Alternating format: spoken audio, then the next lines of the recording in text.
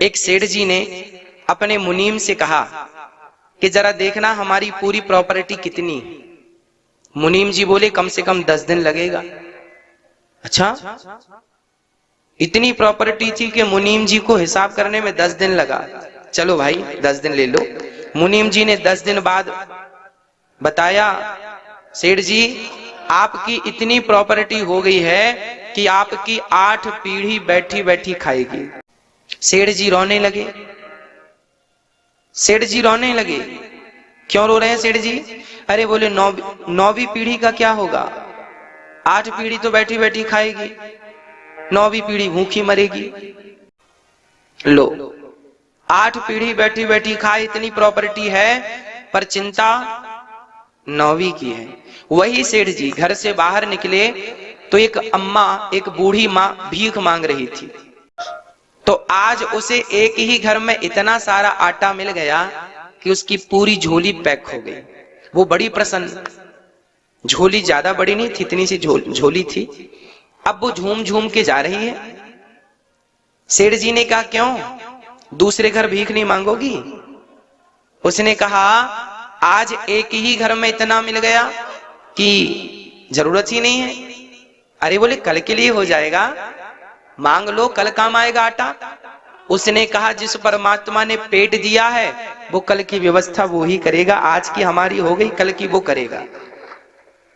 अब सेठ जी को समझ में आया कि राम राम, मेरी 8 पीढ़ी बैठी बैठी खाएगी, इतनी दौलत है, फिर भी मैं परेशान हूं, और इसके पास कल का आटा नहीं है, फिर भी ये मेरे से ज्यादा प्रसन्न है, खुश है। इसका तात्पर्य यही हुआ कि खुश रहने के लिए प्रॉपर्टी की जरूरत नहीं है। खुश रहने के लिए केवल संतोष चाहिए।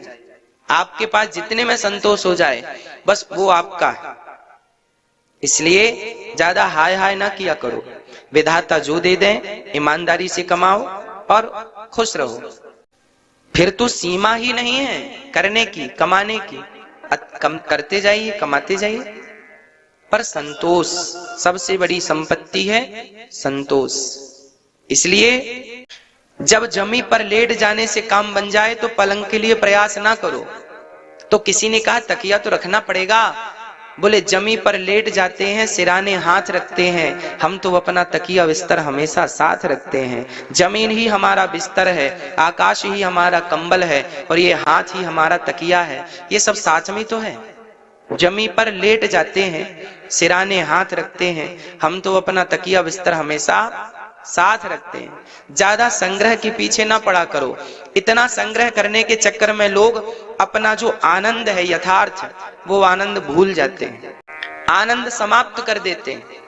इसलिए सुखदेव भगवान कहते हैं राजन, संतोषी जीवन सबसे बढ़िया है।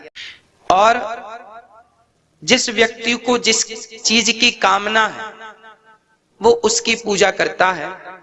जिसे लक्ष्मी चाहिए वो माया देवी की उपासना करे, जिसे तेज चाहिए वह अग्नि की उपासना करे। पर अकामः सर्व कामो वा मोक्ष कामा उदारधि, जिसे मोक्ष चाहिए है वो भगवान की आराधना करे। मोक्ष क्या है? बोले भगवान की भक्ति को ही मोक्ष कहते हैं, भगवत प्राप्ति को ही मोक्ष कहते हैं। सुखदेव भगवान ने भगवान को प्रणाम करके भगवान के स्वभाव का वर्णन कर दिया। भगवान कैसे हैं? एक बार भगवान शांति दूत बन के गए थे पांडवों के यहाँ, कौरवों के यहाँ। दुर्योधन से कहा भगवान ने, भैया दुर्योधन, पांडवों को रहने को 5 गांव दे दो। ये तब की बात है जब पांडव 12 वर्ष का वनवास और 1 वर्ष का अज्ञातवास काट के आए थे। अब दुर्योधन ऐसे थे कि कहा तो था कि आप 12 वर्ष बाद आओगे तो हम आपका राज्य लौटा देंगे, पर अब तो देने का नाम ही नहीं लेते। ये संपत्ति है ही ऐसी, जिसे मिल जाए ना वो छोड़ता ही नहीं। दुर्योधन को राज्य मिला, देने कोई तैयार नहीं। भगवान ने कहा 5 गांव दे दो, झगड़ा ना हो। बोले सुई की नोक बराबर जगह भी हम नहीं देंगे, इतनी सुई की नोक बराबर। अच्छा ये बताइए, दुर्योधन कहता है मैं सुई की नोक बराबर जगह भी नहीं दूंगा। जब दुर्योधन मरा तो क्या सुई की नोक बराबर जगह लेकर गया? लेकर जाना कुछ भी नहीं है, पर व्यक्ति लड़ता मरता इतनी इतनी जगह के लिए, ये मेरी है, ये मेरी है। अब दुर्योधन भगवान से कहता है कि मैं पांडवों को सुई की नोक बराबर जगह नहीं दूंगा, वो युद्ध करें और हमसे सब जीत लें। भगवान ने कहा दुर्योधन, युद्ध इतना भी सरल नहीं है जितना तुम समझ रहे हो, विनाश हो जाएगा। पर दुर्योधन के अंदर अहंकार इतना था कि वो कुछ भी समझने को तैयार नहीं था। ठीक है, हो जाने दो विनाश मेरा, पर युद्ध करके लो। ठीक। बाद में भगवान श्री कृष्ण के पास आकर दुर्योधन बोला, मेरी माँ ने आपके लिए 56 भोग बनाया है, आप चल करके ग्रहण कर लीजिए। अच्छा, वो भगवान को मनाने लगा, दुर्योधन मनाने लगा भोजन करा के। भगवान बोले, दुर्योधन हम भोजन कर लेते, पर क्या करें, पेट में जगह नहीं है, और भोजन तब किया जाता है जब खिलाने वाले के हृदय में प्रेम हो और खाने वाले के पेट में भूख हो। तो ना मेरे पेट में भूख है और ना आपके हृदय में प्रेम है, इसलिए हम आपके घर भोजन नहीं करेंगे। सीधा इनकार कर दिया भगवान ने, कोई भोजन नहीं। और भगवान भोजन किए कहां, विदुर जी के घर। भगवान विदुर जी के घर पहुंचे और विदुर जी के यहां विदुरानी को खबर लगी कि कृष्ण आ रहे हैं। तुरंत विदुरानी ने घर के आंगन को गाय के गोबर से लीप कर और भगवान का इंतजार किया, प्रभु आओ और हमारी सेवा को स्वीकार करो। बड़े प्रेम से विदुरानी भगवान का इंतजार करती है। तब तक भगवान आए, भगवान का हाथ पकड़ के बिठाया, उल्टी चौकी रख दी। चौकी जो बिठाने को रखा वो भी उल्टी चौकी रखी। भगवान सीधा भी नहीं करते, उल्टी चौकी में जाकर बैठ जाते। कन्हैया ने कहा, काकी जी बड़ी भूख लगी है, कुछ भोजन नहीं कराओगी? विदुरानी ने देखा तो साग पक रही थी, भतुए की साग।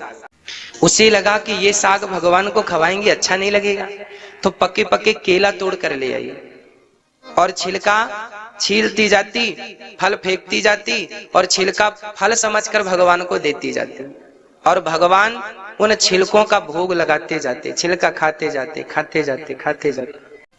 आज भगवान ने छिलकों का भोग लगाया, खाते गए। तब तक विदुर जी आए जो बाजार गए थे सामान लेने। विदुर जी ने देखा कि आपने छिलका खिला दिया। अब ध्यान भंग हुआ, रही तो छिलके हैं। तुरंत विदुरानी चरणों में गिर पड़ी, भगवान क्षमा करो, अपराध हो गया, हमने आपको छिलका खिला दिया। भगवान बोले कोई बात नहीं। विदुर जी ने 56 भोग परोसे और भगवान से कहा, प्रभु ये भोजन आप कीजिए। भगवान ने 56 भोग खाते हुए कहा, विदुर जी जो स्वाद मुझे इन छिलकों में आया है वो आपके 56 भोग में नहीं है, क्योंकि भाव का भूखा हूं मैं, भाव ही एक सार है, भाव से भजले मुझे तो भव से बेड़ा पार है। मैं केवल भाव जानता हूं, केवल प्रेम जानता हूं, और प्रेम से छिलके खवाए जाएं तो मैं छिलके भी खा लेता हूं। अच्छा, भगवान खाते क्या है? एक सज्जन ने हमसे कहा, महाराज जी यदि भगवान दाल चावल सब्जी रोटी खाते हैं तो हम तो थाली में परोस के रखते हैं, जितना रखते हैं उतना ही वापस आ जाता है। खाते होते तो एक आध रोटी कम हो जाती। अच्छा आप बताओ, भगवान खाते हैं कि नहीं? हाँ या ना? मैया जी, ओ मेरी माँ, खाते हैं भगवान? तो फिर रोटियां कम क्यों नहीं होती? खीर 2-4 चम्मच कम हो जाए, ना तो खीर कम होती ना रोटियां कम होती। फिर तो ये सवाल खड़ा हो ही जाएगा ना कि भगवान खाते कहां हैं? और जब खाते नहीं तो फिर लोग रखते क्यों हैं थालियां? और रखते हैं तो फिर भगवान को खाना चाहिए। क्या सही है और क्या गलत है? आइए इसका समाधान करते हैं। भगवान खाते हैं या नहीं, प्रश्न ये है। आज हम सिद्ध करके बताएंगे कि भगवान खाते हैं या नहीं खाते। भक्तों, ये गुलाब का पुष्प, इसे हमने तराजू में रखा, तौल कर देखा, इसका वजन है 10 ग्राम।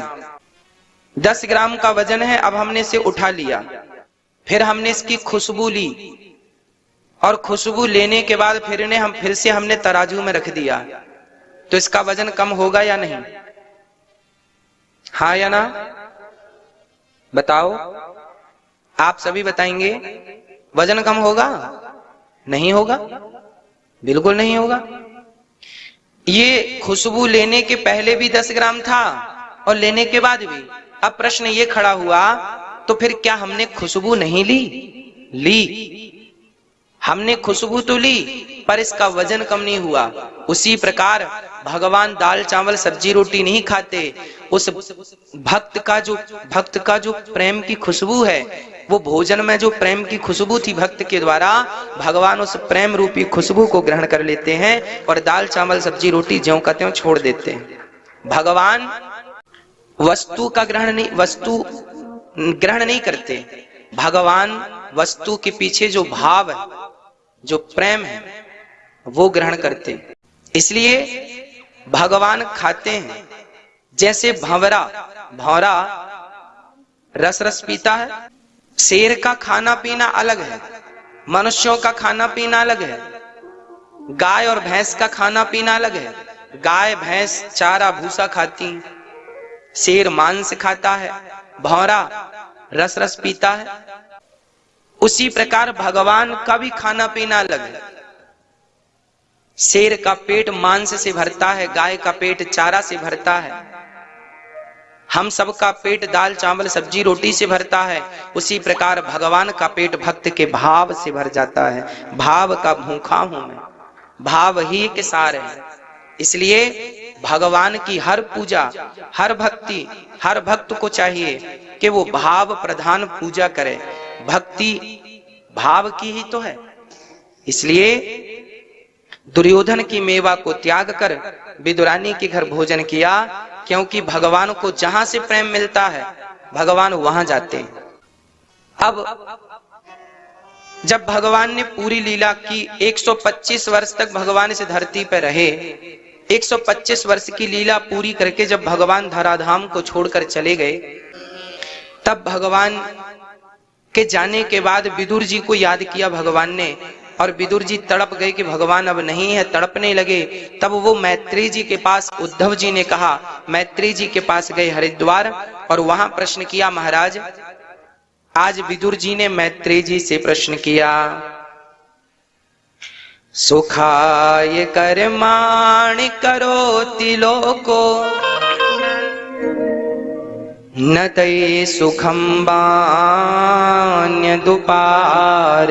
वा विन्देत भूयस्तत एव दुःखं यदत्र युक्तं भगवान वदेन्नः। विदुर जी का प्रश्न है, सारी दुनिया सुख के लिए कर्म करती है, पर दुख ही क्यों मिलता? सारी दुनिया सुख के लिए कर्म करती है। अच्छा, आप क्या चाहते हैं इस संसार में? सुख चाहते हैं? आज तक कोई दुख की कामना किया हमें दुख मिल जाए? आज तक किसी ने कहा कि हमें दुख मिलेगा तो सत्यनारायण भगवान की कथा सुनेंगे? कहा किसी ने? सारी दुनिया क्या चाहती है मेरी माँ? सुख चाहती है। अच्छा, चाहते हम सब सुख हैं, पर हमें मिलता दुख ही है। क्यों? इसके पीछे कारण यह है। अच्छा बताओ, पुस्तकालय में जाओगे तो क्या मिलेगी? पुस्तकालय में क्या मिलती है? जोर से बोलो। पुस्तक। औषधालय में क्या मिलती है? औषधि। भोजनालय में क्या मिलता है? भोजन। संसार का नाम क्या है? बताओ, संसार का नाम क्या है? मैया जी, क्या नाम है संसार का? संसार का नाम गीता में भगवान ने कहा दुखालयम। संसार का एक नाम है दुखालय। पुस्तकालय में पुस्तक, भोजनालय में भोजन, औषधालय में औषधि, तो दुखालय में क्या? दुख। संसार का नाम ही दुखालय है। इस दुनिया में जो भी है उसे दुख तो मिलना ही है। दुनिया में आए हो तो दुख तो उठाना पड़ेगा। भागो मत, दुख का सामना करना ही पड़ेगा। सारी दुनिया सुख के लिए जीती है, कर्म करती है, पर दुख ही मिलता है। इसलिए क्योंकि संसार में दुख ही है, इसलिए मिलता है। इसलिए इसी दुख में रहकर भगवान को याद करो, यही सुख है। बाकी प्रॉपर कोई कहे कि हम सुखी हो जाएं, संभव नहीं है। आज तक कोई सुखी हुआ? अच्छा, एक छोटा सा हिसाब करके चलते हैं। 2014 में, 2013 और 2014 में आपके पास ज्यादा पैसा था कि 2021 में ज्यादा है? आपसे पूछ रहा हूं, बताइए। आपके पास 2014 में ज्यादा पैसा था कि 2021 में है? बताओ। आप 2014 में ज्यादा सुखी थे या 2021 में? बोलो। आज ज्यादा सुखी हैं आप? 2014 से ज्यादा 2021 में आपके पास पैसा है कि नहीं? हाँ या ना? है। आपके पास 2014 में इतना पैसा नहीं था जितना 2021 में आपके पास है। ये तो कंफर्म हो गया कि 14 से ज्यादा आप 21 में संभले हैं। हाँ, मेरा पूरा भारत 2014 से लेकर 2021 में आज हम ज्यादा संपन्न हुए हैं, सफल हुए हैं। अब आगे 2014 में आप लोग रो रहे थे कि नहीं? और 2021 में?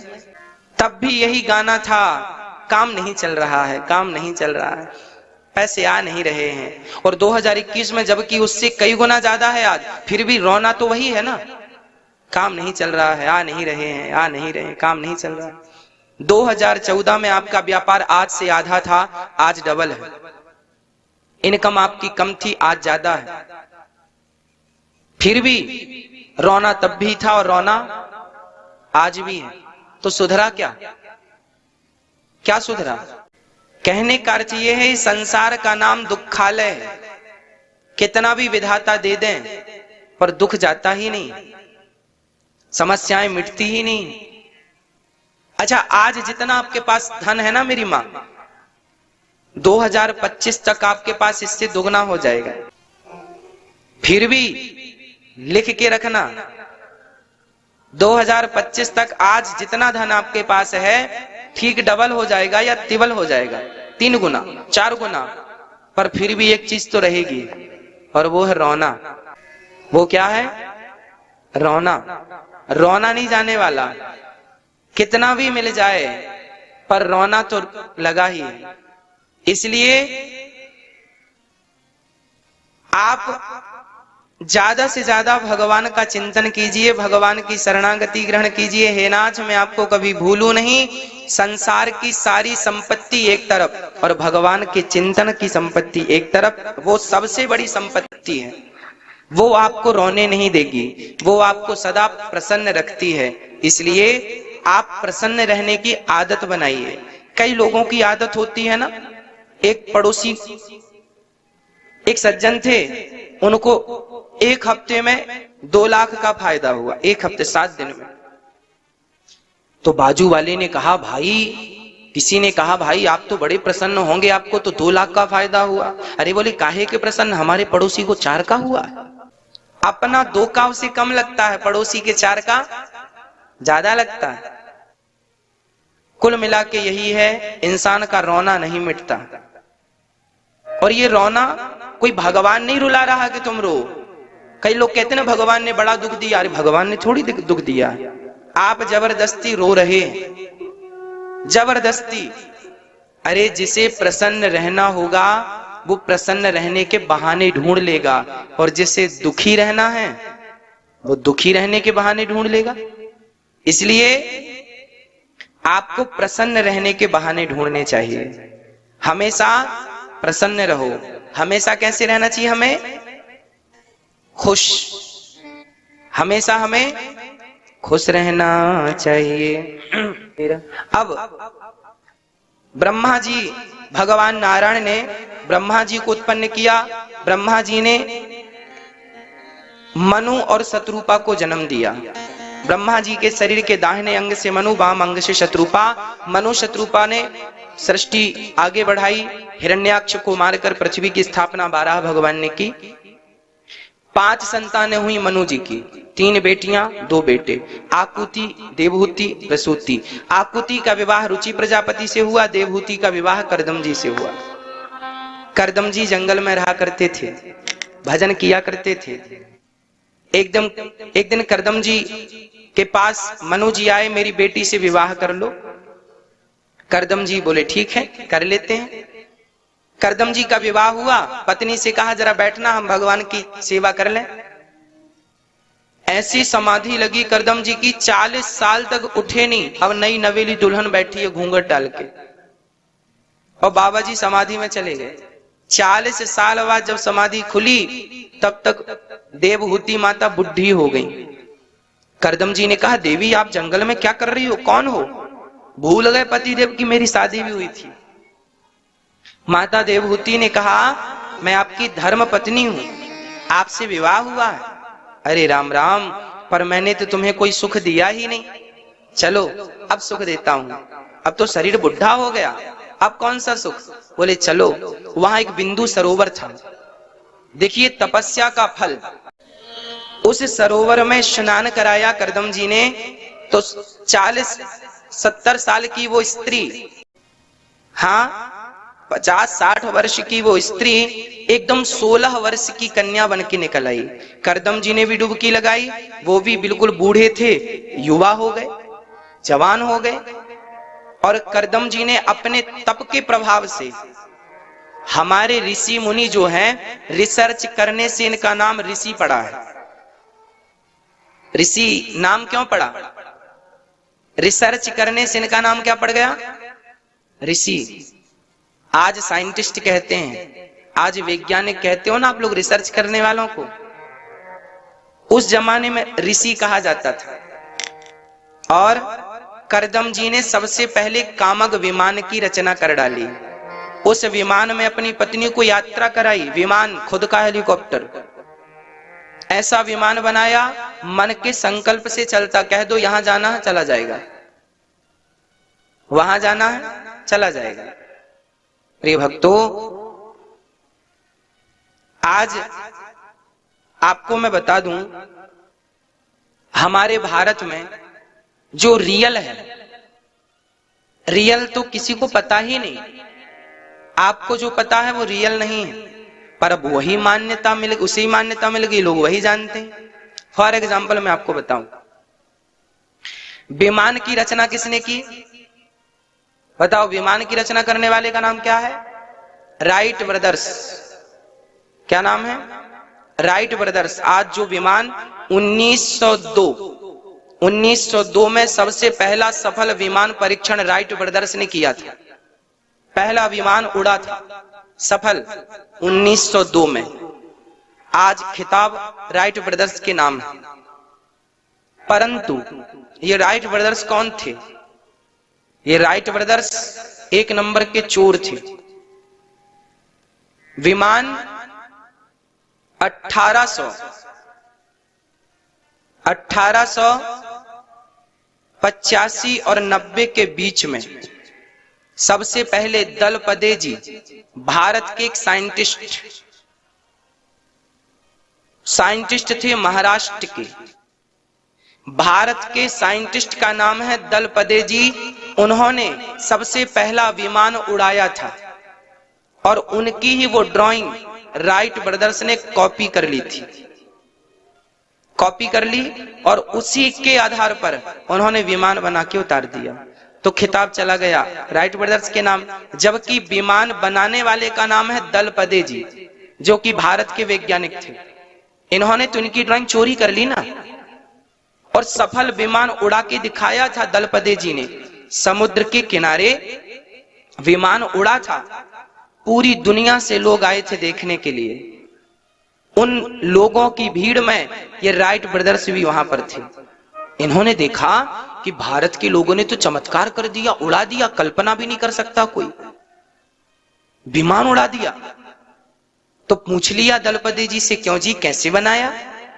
तो दलपति जी तो भारतीय व्यक्ति थे, सरल थे, सहज थे, बता दिया भैया ऐसे बनाया। अरे हमें बताओ कैसे बनाया। पूरी ड्राइंग रख दी, इन्होंने कॉपी कर ली और जाके रिसर्च किया। 10 साल में रिसर्च पूरी हुई, 1902 में उड़ा दिया दलपति जी के कॉपी करके, राइट ब्रदर्स ने। अब मैं आपको बताऊं, सबसे पहला विमान हमारे यहां करदम जी ने बनाया, उसके बाद फिर पुष्पक विमान का भी उल्लेख है। करदम जी के विमान में सारी सुविधाएं थी, बड़े बड़े पार्क थे, बड़ी बड़ी सुंदर सुंदर वहां पर व्यवस्थाएं थी। और करदम जी उस विमान पर गए, उस विमान पर ही करदम जी की 9 बेटियां हुई। नाम, उन बेटियों के नाम कला, अनुसुईया। ये अनुसुईया माता का नाम सुना होगा आपने, ये इन्हीं की बेटी है अनुसुईया माँ। कला का विवाह मरीचि से किया, अनुसुईया का विवाह अत्रि से, श्रद्धा का विवाह अंगिरा से, हविर्भू का पुलस्त जी से, गति का पुलह से, क्रिया का विवाह क्रतु से, ख्याति का विवाह भृगु से, और वशिष्ठ जी का विवाह, अरुंधति का विवाह वशिष्ठ जी से हुआ, और अथर्वा का विवाह शांति से हुआ। ये करदम जी की 9 बेटियां हैं। अब करदम जी अपनी पत्नी से बोले, देवी बेटियों का विवाह कर दिया, अब आज्ञा दो, हम चलें भजन करने के लिए। देवहूति ने कहा, एक बेटा तो दो, बिना बेटे के मैं कैसे रहूंगी? आप चले जाएंगे, बेटी अपने घर चली गई, मैं अकेली कहां रहूंगी? तब करदम जी रुके और माता देवहूति के गर्भ से एक सुंदर सा बेटा हुआ जो साक्षात भगवान थे। नाम रखा कपिल भगवान। बोलिए कपिल देव भगवान की जय। कपिल इनका नाम पड़ा। करदम जी चले गए घर से, घर का परित्याग करके। अच्छा भक्तों, जब हमारी बेटी विवाह हो जाए, बेटे का विवाह हो जाए, बेटी का विवाह हो जाए, तब मुझे लगता है कि आप अपनी गृहस्थी की जिम्मेदारी से पूरे हो गए कि नहीं? गृहस्थी की जो जिम्मेदारियां हैं कब पूरी होती हैं बताओ? मैया जी आप बताओ, गृहस्थी की जिम्मेदारी कब पूरी होती है? जब बेटी का विवाह हो जाए। जब बेटे का विवाह हो जाए तब फिर गृहस्थी की जिम्मेदारियों से क्या हो जाता है? हम पूरे हो जाते हैं। जब गृहस्थी की जिम्मेदारी पूरी हो जाए तब तो भगवान में मन लगा लो। बेटी का विवाह कर दिया, बेटे का विवाह कर दिया, अब घर पे ही मत पड़े रहो, अब चारों धाम की यात्रा पे निकलो, भगवान का भजन करो, घर पे ही मत पड़े रहना, दुर्गति होती है। हाँ, अपनी दुर्गति ना बना लेना। बूढ़े बूढ़े लोगों को हम देखते हैं, बड़े बुजुर्ग लोगों को हम देखते हैं, बुढ़ापे में भी पैसे गिनते हैं, बुढ़ापे में भी हाय हाय करते रहते हैं, माया माया करते रहते।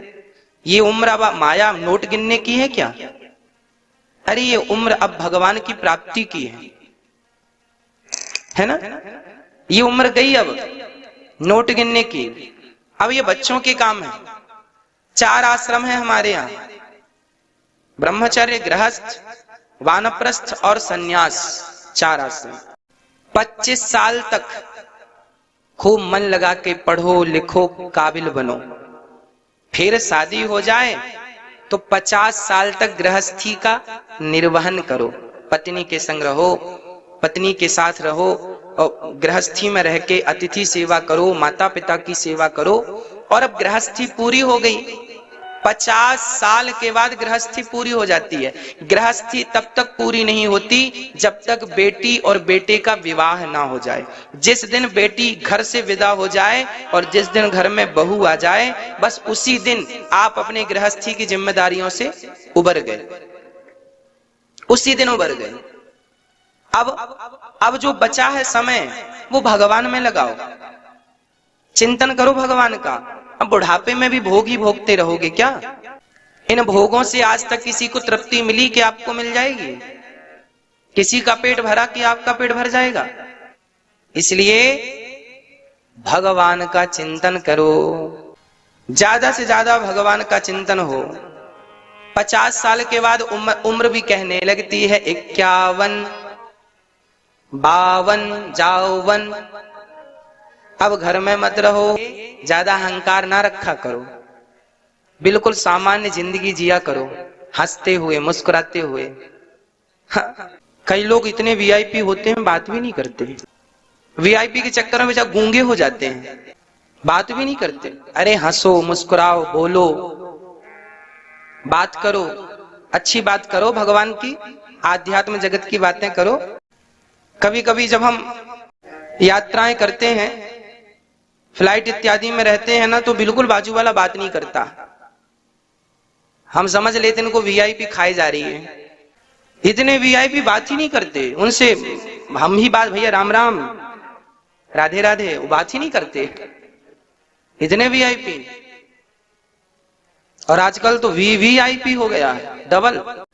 आप लोग तो नहीं है वीवीआईपी, बनिएगा भी मत। सादगी में जो आनंद है वो आनंद अलग है ना।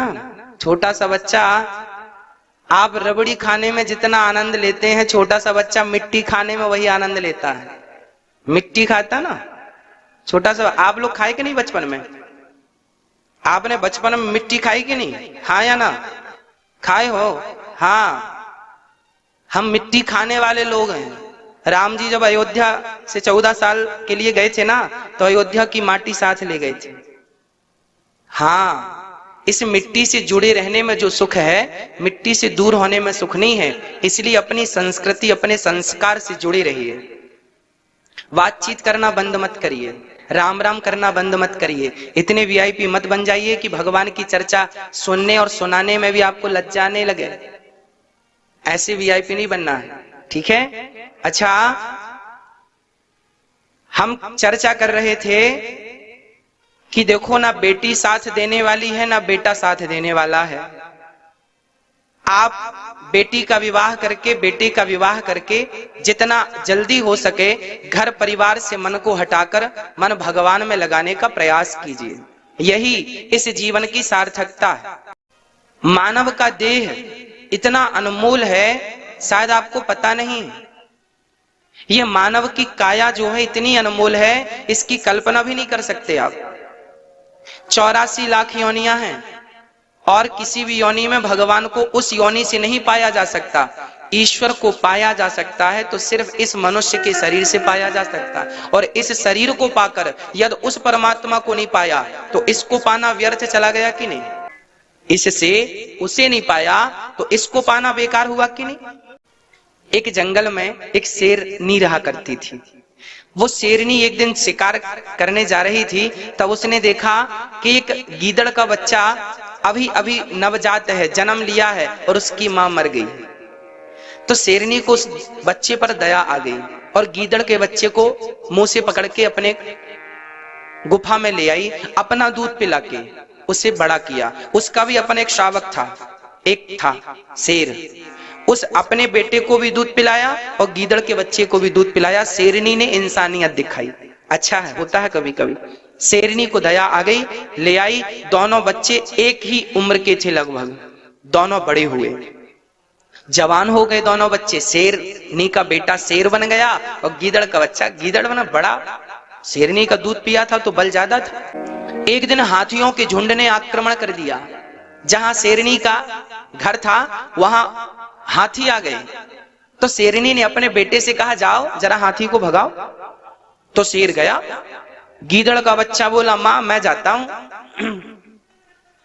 शेरनी ने मना किया, बेटा तू मत जा। नहीं नहीं नहीं मां, मैं तो जाऊंगा। और गीदड़ का बच्चा चला। और वो भी अपने आप को अब शेर ही समझता था गीदड़ का। और गया, हाथी के सामने दहाड़ा, गीदड़ों की तरह आवाज लगाई। हाथी ने कहा, ये गीदड़ कितनी ताकत के हमारे सामने खड़ा। सूंड से उठाकर घुमाकर जो पटका, नस नस ढीली पड़ गई। लंगड़ाता लंगड़ाता घर आया। शेर बहुत हंसा। शेरनी का बेटा रोता रोता आया और कहा, मां ये देखो हंस रहा है मेरे ऊपर, क्या मैं हाथी को पराजित नहीं कर सकता मां? तब शेरनी ने बड़े लाड़ से कहा, बेटा तूने दूध तो मेरा पिया है, पर तू है गीदड़ का बच्चा।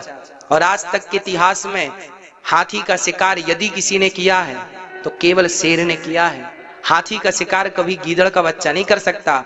जैसे हाथी का शिकार कभी गीदड़ का बच्चा नहीं कर सकता, केवल शेर का बच्चा कर सकता है, उसी प्रकार परमात्मा का शिकार भी ये मनुष्य के तन से ही किया जा सकता है। 84 लाख योनियां हैं, पर उन योनियों से भगवान को नहीं पाया जा सकता, अर्थात भगवान का शिकार नहीं किया जा सकता। इस शरीर से उस परमात्मा का शिकार किया जा सकता है, और इस शरीर को पाकर उस परमात्मा को ना पाए तो फिर हम जैसा अभागा कोई नहीं होगा।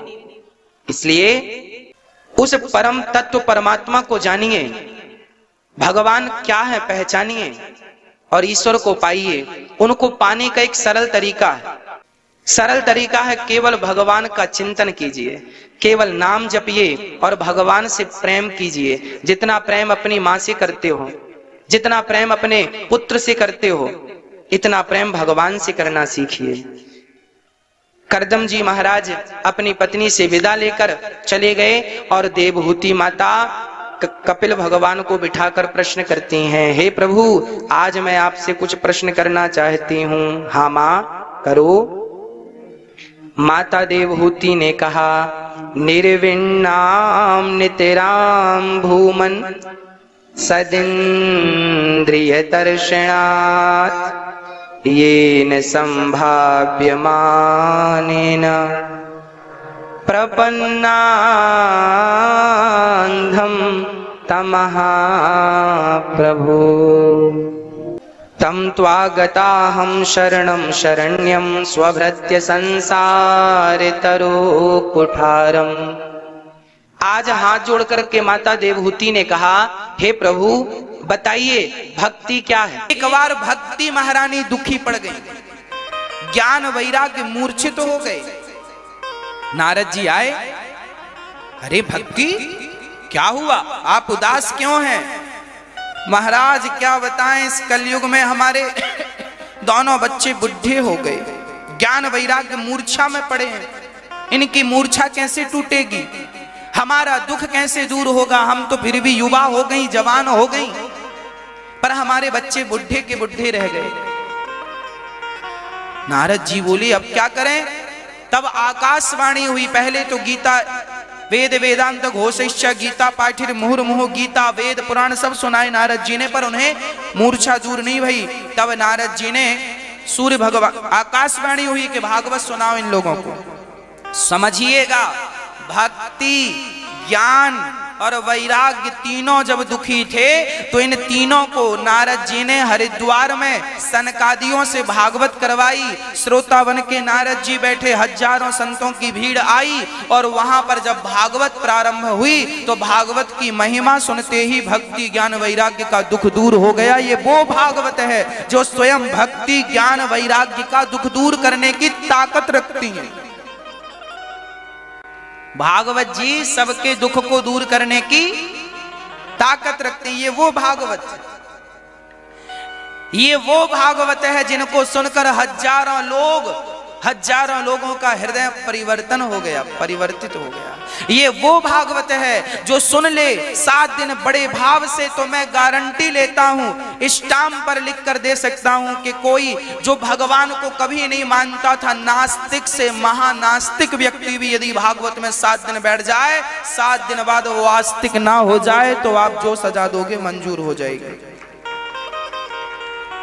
आपका बेटा बिगड़ा है, महा बिगड़ा है, कुसंग में पड़ चुका है, बहुत बिगड़ गया है। मेरी माँ, मैं गारंटी लेता हूं आपके बेटे की, आपके पति की, आपके पड़ोसी की, वो लोगों की जो बिल्कुल रास्ते से भटक गए हैं, गलत मार्ग अपना चुके हैं, 7 दिन उन्हें मेरे सामने बिठा दो, 7 दिन में वो बदल ना जाएं, उन्हें सुधार कर मैं आपको वापस ना कर दूं, तो आप कहना ये ताकत भागवत जी की है, ये शक्ति भागवत जी की है। ले आओ दुनिया के महान कुसंगियों को मेरे सामने, ले आओ दुनिया के महान बिगड़ैल लोगों को मेरे सामने। 7 दिन में, मात्र मुझे 7 दिन का ये ऑपरेशन मात्र 7 दिन का है। 7 दिन में आपके अंदर का सारा ज्ञान निकालकर भगवत कृपा से केवल प्रेम का प्रकाश होगा, भक्ति का प्रकाश होगा और आपका हृदय परिवर्तित हो चुका होगा, आपको पता ही नहीं लगेगा। ये भागवत का दावा है। हम बोलते हैं आपसे अपने बच्चों को सुनवाया करो कथा। कथा उनको ही सुननी चाहिए जो रास्ता भटक चुके हैं। रास्ता भटक गए हैं उनको तो बहुत जरूरत है भाई, दवाई की जरूरत उन्हें ज्यादा है जो बीमार पड़े हैं। जो बीमार नहीं है उन्हें दवाई की जरूरत क्या है? आप लोग सुन रहे हैं तो आपका भगवत प्रेम बढ़ेगा, भगवत भक्ति बढ़ेगी। और जो लोग बिल्कुल नास्तिक थे, रास्ता भटक चुके थे, उन्हें तो नई ऊर्जा मिल जाएगी, नया रास्ता मिल जाएगा, जीने की नई आशा मिलेगी। कितने लोग हैं मेरी माँ, कितने ऐसे लोग हैं, ऐसी मेरी माएँ हैं, बहनें हैं, बच्चे हैं, ऐसे लोग हैं जो कहते हैं हम बस मरने जा रहे थे, आत्महत्या का प्लान था, पर टीवी पर साधना चैनल पर उन्होंने भागवत सुन ली। 1 मिनट की सुनी तो 1 घंटे सुन ली, फिर 1 घंटे की सुनी तो 3 घंटे और फिर 7 दिन सुनी। आत्महत्या करने का प्लान चेंज हो गया। हजारों लोग ऐसे हैं मेरे भारत में जो मरने का मन बना चुके थे, पर भागवत ने उन सबको बदल दिया और आज वो अच्छा जीवन जी रहे हैं। ये चमत्कार, ये प्रभाव भागवत जी का। ये शक्ति व्यक्ति की नहीं है, ये शक्ति भागवत जी की। हजारों लोग भक्ति के पथ पर आ चुके हैं, अग्रसर हो चुके हैं। हजारों लोगों को जीवन बदल चुके हैं इस कथा से। इसलिए इस कलिकाल में और कोई दूसरा सहारा नहीं है, केवल भागवत जी ही हम सबका सहारा है, क्योंकि भागवत ही भगवान है। जब तक भागवत नहीं सुनोगे, याद रखना मेरी माँ, बिहारी जी के दर्शन आपने 1000 बार किए होंगे, पर भागवत जी सुनने के बाद जब आप बिहारी जी का दर्शन करोगे ना, तो 1000 बार आपने वो दर्शन किए हैं अपने से। उन दर्शन का आनंद और भागवत सुनने के बाद जो दर्शन होगा उसका आनंद ही कुछ और होगा। विश्वास ना हो तो करके देख लेना। भागवत भगवान के चरणों में प्रीति बढ़ाती है। भगवान को कौन जानता है? यदि भगवान की कथाएं, राम की कथा ना हो तो राम का परिचय कौन देगा? कृष्ण की कथा ना हो तो कृष्ण का परिचय कौन देगा? एक्चुअली भागवत तो भगवान कृष्ण का परिचय है। राम कथा, रामायण और रामचरितमानस तो भगवान श्री राम का परिचय है। एक व्यक्ति से आप मिलेंगे, हमारे पास हमारे देश के राष्ट्रपति आकर खड़े हो जाएं और हमें पता ही ना हो कि ये राष्ट्रपति हैं, तो क्या आप और हम उनका सम्मान करेंगे? क्योंकि हमें तो पता ही नहीं कि ये व्यक्ति कौन है। सामान्य कपड़ा पहनकर सामान्य व्यक्तियों की तरह बाजू में आकर हमारे पास राष्ट्रपति जी खड़े हो जाएं, तो क्या हम और आप उनका सम्मान करेंगे? क्यों नहीं करेंगे? क्योंकि हमें उनके बारे में जानकारी नहीं थी। जब जानकारी होगी कि ये हमारे भारत के राष्ट्रपति हैं, तो सम्मान हम उनका सम्मान करेंगे। उसी प्रकार भागवत तो भगवान का परिचय कराती है कि ये कौन है जिन्हें तुम देखने जा रहे हो, ये कौन है। ये पूर्ण रूप से परिचय है, जन्म से लेके आखिरी तक का भगवान का परिचय है। भागवत ईश्वर का परिचय है। भागवत सुनने से भगवान के चरणों में भक्ति बढ़ती है। सिर्फ भक्ति नहीं, भक्ति ज्ञान विराग आप तो विवेको वर्धते महान। भक्ति ज्ञान वैराग और विवेक भी बढ़ता है। ये भागवत जी बढ़ाने वाली हैं, ये कल्याण करने वाली हैं। इसलिए श्रद्धा से एक बार कोई इन्हें अपनाए तो कल्याण हो जाता है। हाँ, ये भागवत है। इसलिए हम कहा करते हैं कि भागवत जी से प्रीति करना सीख लो। ये भागवत नहीं है, ये प्रत्यक्ष भगवान है। यही भगवान है। शब्द ही ब्रह्म है। मेरी वाणी से निकला हुआ हर शब्द ब्रह्म है। आपकी वाणी से निकला हुआ हर शब्द ब्रह्म है। फर्क इतना है कि आपकी वाणी से जो शब्द निकलते हैं वो शब्द भागवत के नहीं है, गीता के नहीं है, इसलिए उन शब्दों में जान नहीं है। पर जो शब्द गीता के हैं, जो शब्द भागवत जी के हैं, वो शब्द तो प्राणी मात्र को नर्क से ले जाकर स्वर्ग की ओर कर देते हैं। आपके शब्दों में, सामान्य शब्दों में इतनी ताकत है, आप किसी को गाली दे दीजिए, अपने आप झगड़ा चालू हो जाएगा। आप बहुत सारे लोगों के देखिए शब्दों में ये जान है कि झगड़ा करा सकते हैं। शब्द ऐसे हैं बाग लगा सकते हैं, और शब्द ऐसे हैं कि आग लगा सकते हैं। शब्द से बाग लगता है और शब्द से आग लगती है। अब बाग लगाना है कि आग लगाना है, मर्जी आपकी। संसार की बातों को करने से आग लगती है और भगवान की बातें करने से बाग लग जाता है। बाग लगाना है कि आग लगाना है, मर्जी आपकी। ये शब्द ही तो हैं जो हृदय तक पहुंच के और आपके हृदय में भगवत प्रेम जागृत कर देते हैं, भगवत भक्ति जागृत कर देते हैं।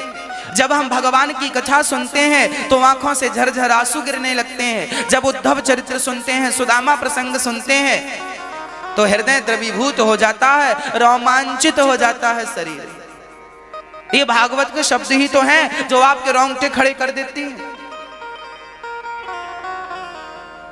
हाँ प्रिय भक्तों, भक्ति महारानी का दुख दूर हो गया। नारद जी कथा सुनवाए, सनकादियों ने कथा सुनाई, और भक्ति महारानी को सनकादियों ने केवल महिमा सुनाई। सदा सेव्या, सदा सेव्या श्रीमद् भागवती कथा, यस्याः श्रवण मात्रेण हरिश्चित्तं समाश्रये। भागवत कितनी बार सुने हम? बोले राम राम रटते रहो। कब तक रटे? जब तक घट में प्राण। क्यों? कभी तो दीन दयाल के भनक पड़ेगी कान। कभी तो सुनाई पड़ेगा ना। भगवान का नाम जपते रहो। आज पूज्य श्री अनिरुद्धाचार्य जी महाराज ने हम सभी लोगों को बहुत ही उत्तम एवं शिक्षाप्रद कथा सुनाई है। आशा करता हूं कि इस शिक्षाप्रद कथा से हम सभी लोग कुछ न कुछ शिक्षा अवश्य ग्रहण करेंगे और अपने जीवन को सुखी और सात्विक बनाने का प्रयास करेंगे। मित्रों, अगर आपको यह शिक्षाप्रद कथा पसंद आई हो तो वीडियो को लाइक करें और अधिक से अधिक लोगों को शेयर भी करें, जिससे और भी लोग महाराज जी की इस शिक्षाप्रद कथा से शिक्षा लेकर अपने जीवन को सुखी बना सकें। मित्रों, अगर आपने अभी तक हमारे चैनल को सब्सक्राइब नहीं किया है तो हमारे चैनल को तुरंत सब्सक्राइब भी कर लें, जिससे आपको नोटिफिकेशन के माध्यम से महाराज जी के शिक्षाप्रद कथा तुरंत प्राप्त हो सकें। मित्रों, तो कल फिर किसी शिक्षाप्रद कथा के साथ आप लोगों के समक्ष प्रस्तुत होंगे। तब तक के लिए जय श्री राधे।